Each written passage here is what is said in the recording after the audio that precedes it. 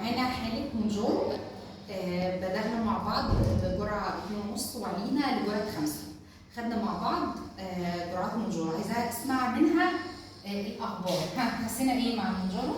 حسينا حوالي 10 كيلو. عايزة اقول ان الاعراض الجانبية ملهاش اي اعراض بالنسبة لي او بالنسبة مع جسمي، بس حاجة بسيطة ان هو ميل للقيء، لكن مفيش ترجيع، مفيش اسهال، مفيش اي اعراض تانية. احنا بنحقن اهو الجرعة قدامنا. هي بتسد شهية جدا، حتى لو انا حاسة ان انا جعانة، بمجرد ما باكل اوبلين بشبع على طول. للأمانة هي رائعة. طب الحمد لله. عايزين نسألها سؤال مهم.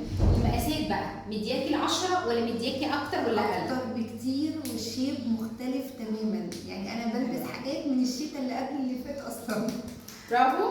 الناس اللي قلقانه من المنجور حلقه قدامنا خست بالمقاسات وخست بالميزان، غير ما فيش اعراض، عمالين التحاليل بتاعتنا، صحتنا بتتحسن، مقاساتنا احسن، غير ان احنا صغرنا في السن وبقينا اصغر من ولادنا. حبيت اعمل الفيديو ده معاكم عشان تشوفوا